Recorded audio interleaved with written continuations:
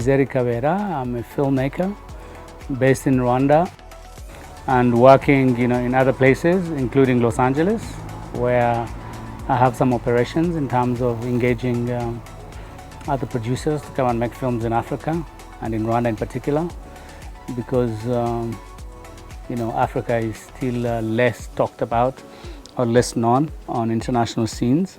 So that's literally the initiative that I have, to self-initiated, if you like, for me to speak to other players. So be it actors, producers, directors, and companies that can do that. The love of media and filmmaking really was part of me loving to talk to people and to listen to people. So that triggered my interest, and that really compelled me to make films on genocide, because I was talking to survivors, perpetrators, politicians. 100 Days really became the first film that sparked the interest on recording the genocide committed against the Tutsi within 100 days, and that's why we called it 100 Days. So it became the film that encouraged many other filmmakers, be it locally and internationally, to make films on the subject. You can talk about Sometimes an Apple, Shooting Dogs, which is now called Beyond the Gates, Shake Hands with the Devil, and many others. I think about 15 to 20 feature films followed after the making of 100 Days. I don't take full credit for initiating that, but more, it was rather an encouragement for me to tell other filmmakers that the Rwandan story needs to be on screen. And that particular journey was successful within that particular philosophy.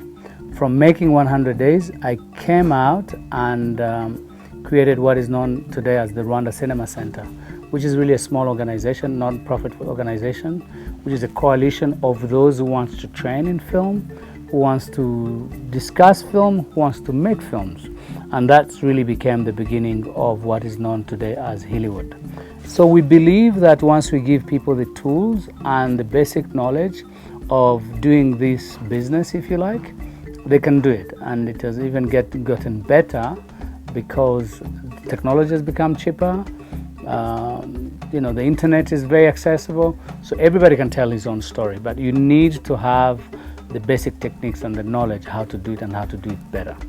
Technically, artistically, politically, culturally, and economically, because at the end of the day, if you push it further, it's a business.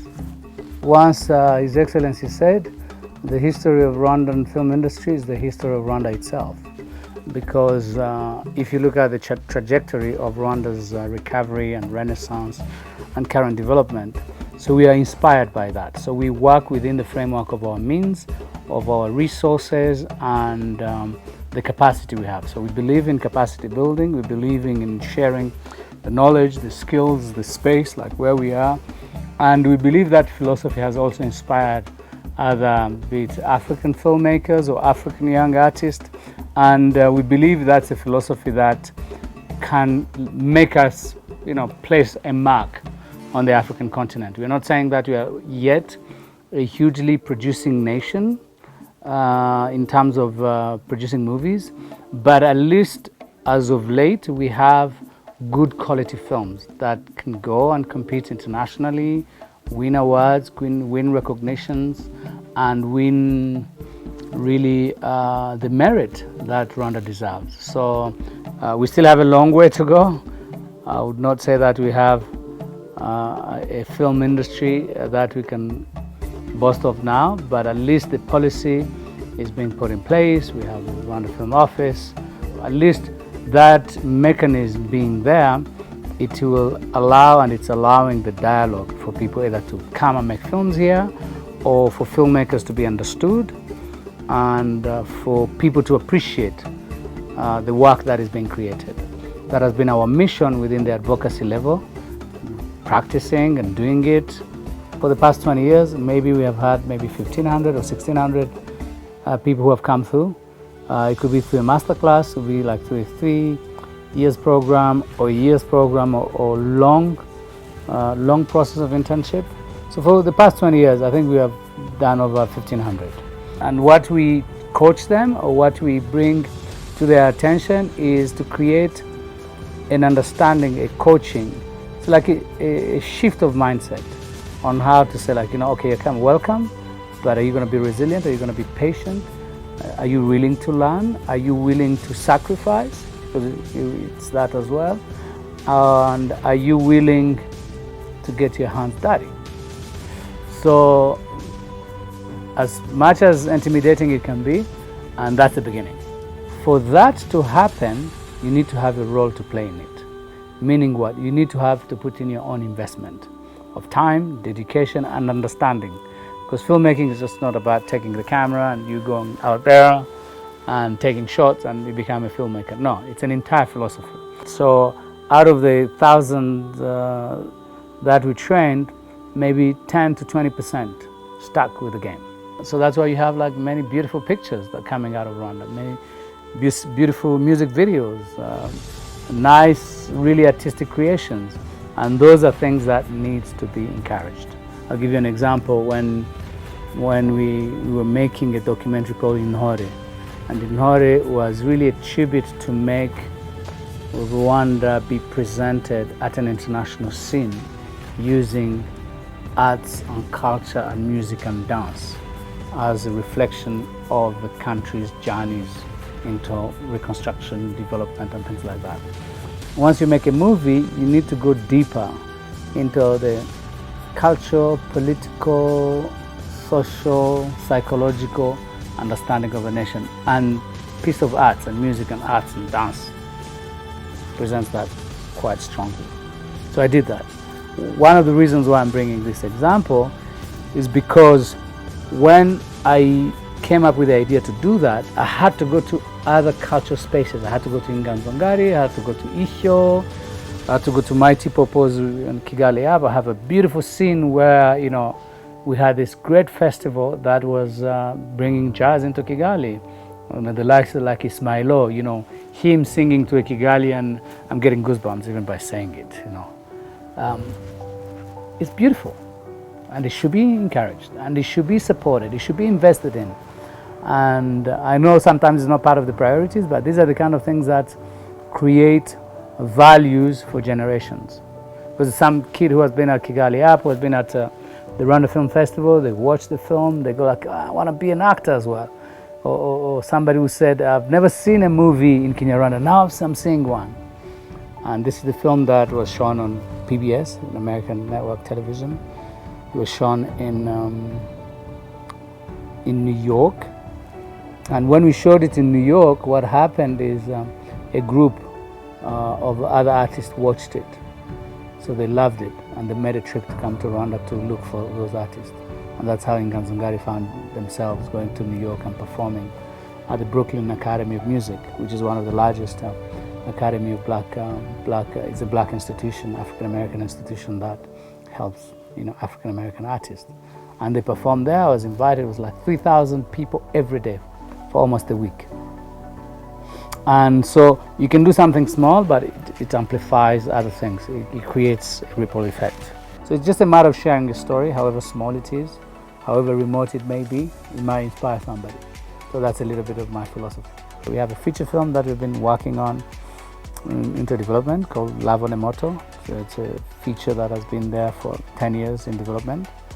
And then we have just finished a documentary called The Woman in Me. And then we are making a TV show in this space. It's called Queen and the Clients.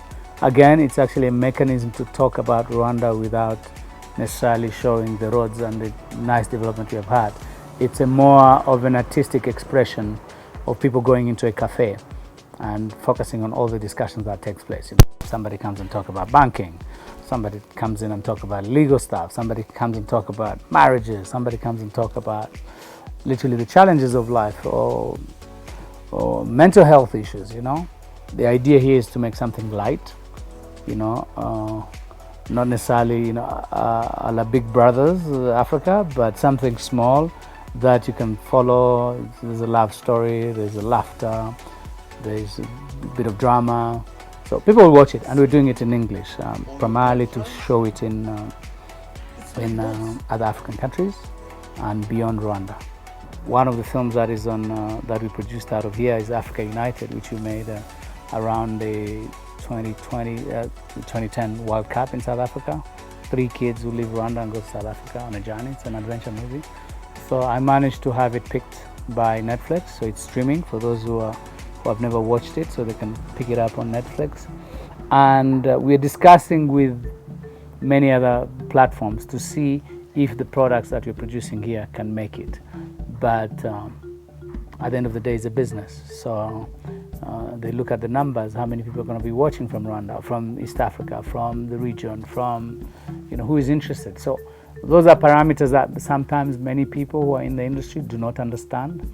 So it comes with graphs, it comes with numbers, it comes with some levels of influence in terms of positioning.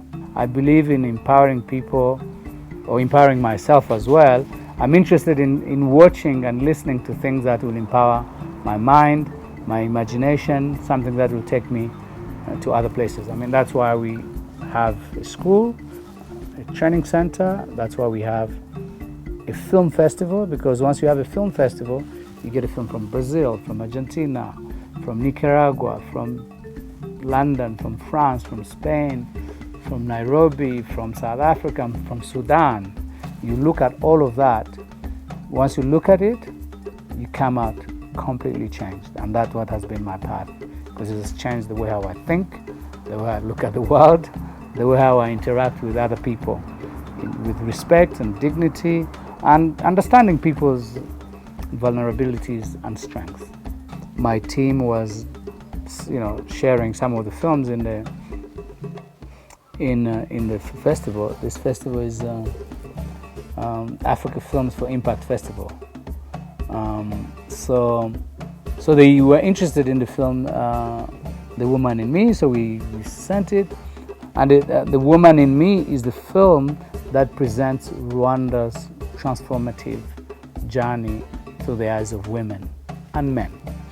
Because Rwanda has got the highest number of women parliamentarians, as we know.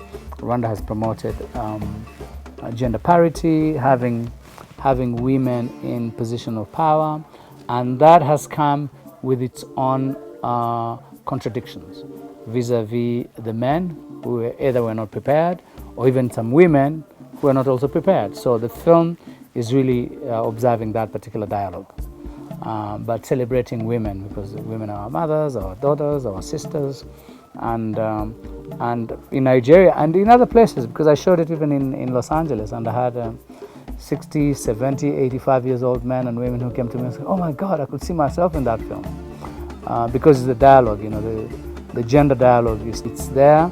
It's kind of an observation centered on Rwanda, but really geared to empower either other African nations to see, like, okay, when the transformation happens, you need either to be ready or have a dialogue, and on top of that, to inform other people what Rwanda has achieved.